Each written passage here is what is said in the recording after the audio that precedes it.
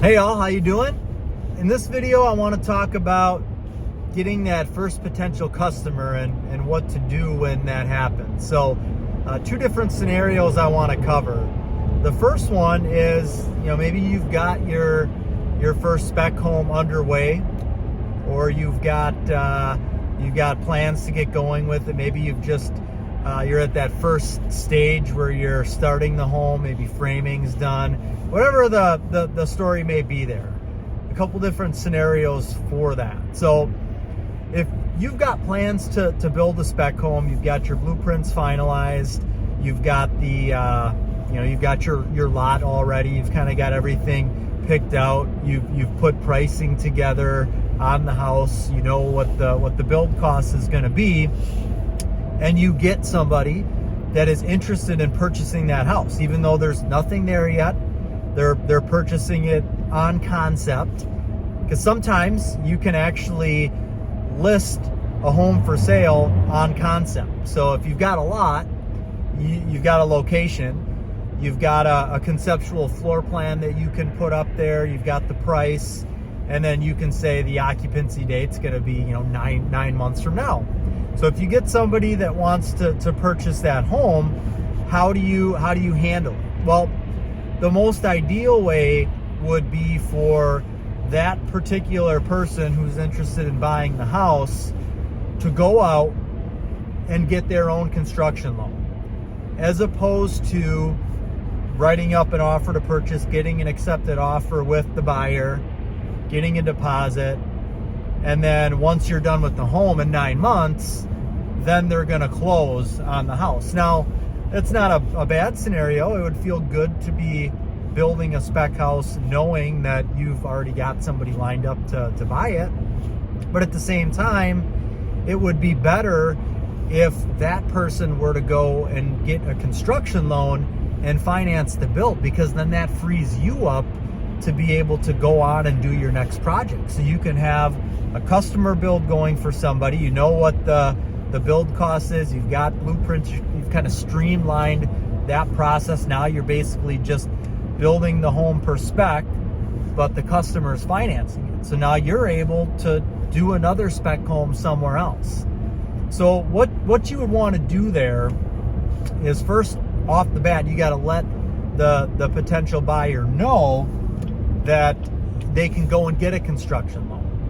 And you can let them know, maybe you've got a lender that you've been approved through, and that's who's going to be financing your spec home build. You can have this potential buyer go and talk with that lender about obtaining a construction loan. And that buyer knows what the build cost is already. They've got the blueprint, so it should be a pretty easy process for them to be able to bring that information into the bank and be able to get their own construction loan. And a lot of people, potential buyers, are going to probably be unfamiliar with the process. They just think that, all right, I've got this conceptual house here, it's going to be done in 9 months, that's when I'm going to close on it. Now, again, that's fine and dandy, but then you're not able to move on to your next build until you close and get paid for the first one here. Or maybe you are, financially speaking, maybe you're good to where you can have two going at the same time. But it would be nice to have somebody finance that first one, so you don't have any of your own skin in the game with it. Really, I mean, you do, but you don't have a ton of your money that you've put out into that house. It's the buyer that's financing it. So if you can kind of explain the process to them, explain the construction loan process, they'll most likely be more comfortable with going out and doing that. So what would you tell a buyer? You would let them know that, maybe you already know what this bank is going to require for a down payment, and it's probably going to be less than what they're requiring from you. If you're going to get a construction loan to build a spec home, typically the bank is going to charge you a higher interest rate, and they're going to want more money down than if it's a customer or a buyer going in and getting the construction loan to have a home built for themselves. In our area, if I'm a customer and I'm going to have a builder build a home for me, I'm only going to have to put down 5% of whatever the total is for the build cost and the lot. So that's something that you can let the buyer know. Hey, you're only going to have to put down, X amount of dollars. So it's not any different than if you were going to be buying the home when it was finished. You'd still have to put a down payment down then. The bank's going to require a certain amount down, and then you're financing the rest as a 30-year fixed loan. With a construction loan, you're putting that down payment down, whatever, let's say the bank requires 5%. You're going to give that to the bank in the beginning, and then the bank's going to finance the rest. They're going to take what the total build cost is, all of the money that the potential buyer has now borrowed and closed on. They're going to put that into an escrow account, and then you as the builder are going to draw from that account as work has been done. And you're going to let the buyer know that the money's protected. It's not getting released unless work has been done on the job. And you're going to approve, if I'm requesting money to pay for all of the lumber and to pay the framer for framing the house, you, Mr. or Mrs. Buyer, you're going to go out there and physically see that the house is all done being framed up. Lumber's been there, the framers have framed it up. So now you're going to be comfortable with signing off and saying, yes, I allow the builder to draw X amount of dollars to pay for the lumber and to pay for the framing.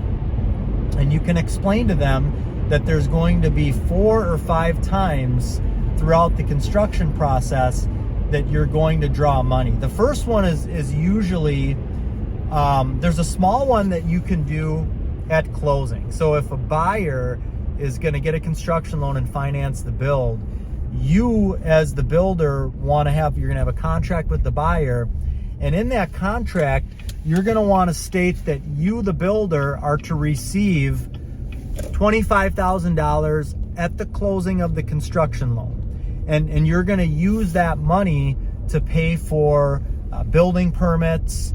If you've got a realtor that was involved, you can use that to pay the realtor's commission, but you're going to request that money at closing so that you can pay for the building permits, potentially a realtor's fee, any survey work that you've had done. You can pay for the blueprints that you've had drafted. There's a number of things that you would want to pay for there before you would actually be taking the first draw.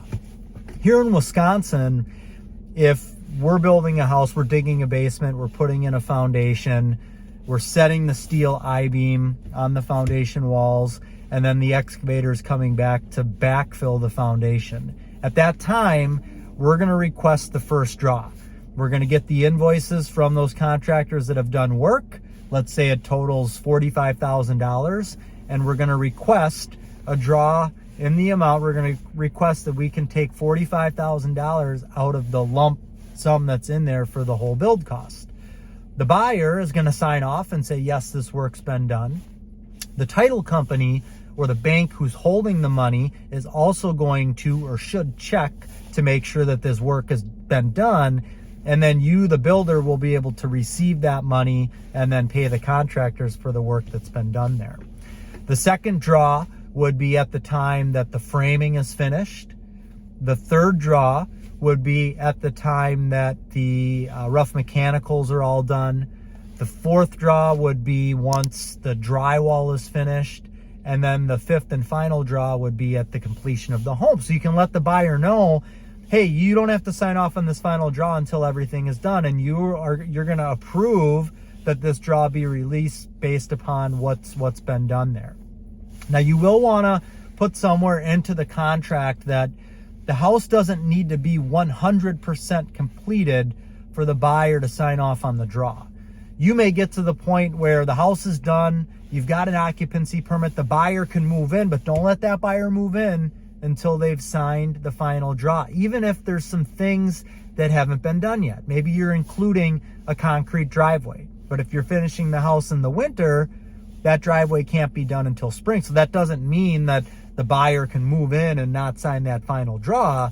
It just means that the money allotted for the driveway is going to stay in the escrow account until the work is done with in the springtime, and then it can be released to that contractor. But above and beyond landscaping and driveway, you may be missing a piece of shoe molding, or you may need to replace a damaged door that's in the house. There's going to be little things you may have to go back to the house to finish up after they've moved in. And so the buyer needs to understand, hey, look, there may be some little things, some punch list item things that need to get finished. We are going to finish those. We're going to do a walkthrough with you before you move in. We're going to make a list, and the things that we write on that list are going to be things that I'm responsible for. I, the builder, am responsible for. We're still expecting you to sign the draw so that we can be paid and pay all of our contractors that have done work. You know, maybe you could work out an agreement to where they sign that final draw, but, you know, maybe $1,500, $3,000 is withheld until all of the little things get done. You can decide how you want to do that, but that way the buyer's comfortable with the process. They understand the process. It's not any different than if they were buying the home and it's done. They're just getting a construction loan and closing on that before the house gets started. Real quick, I just want to throw this out there. I've got a private Facebook group. It's $5 a month. It's for those of you who want to build a spec home or build your own homes, generally your own home. And in that group right now, I'm answering any and all questions that are posted in there. There's good interaction in there. There's things that you can learn. Along with that $5 per month, you're also going to get access to different checklists and forms that you can use for building your house. And there are some other videos that you'll have access to. So it's a great value. I do also offer my monthly coaching consulting phone call service as well. So if you're interested in that, I'll put the details for both of those in the description below. You can also let the buyer know, and the bank, the lender that they're working with, is going to be able to explain all of this as well. They'll be able to explain this in better detail, but while you're trying to make this happen and kind of talk them into getting a construction loan, you'll want to have some basic knowledge on how it works. So that's why this information will be good for you. You'll then let them know that, hey, once construction is done and occupancy and you have moved in, that construction loan, which is just a short-term loan, you're only paying interest on what I'm drawing. You're not paying down the principal while the house is being built.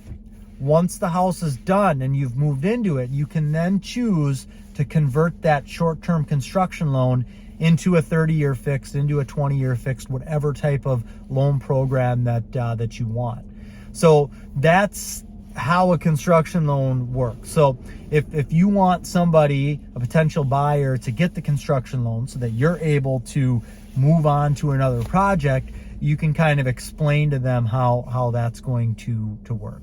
You know, just a disclaimer, the bank that you're going to be getting a potential spec loan for may be fine with lending you the money to build the spec home, but if a customer goes in and wants to get a construction loan and have you be the builder and you've never built a home before, the bank may have a list of contractors that are approved. So you may want to ask that lender before you send a buyer there, hey, number one, you do construction loans for customers that want to hire builders to build their home? And number two, do I need to be an approved builder in order for a buyer to come in there and get a construction loan and use me to build their home? And then you can find out what they would require for you to be an approved builder. They may say you have to have some experience under your belt before we're going to allow that to happen.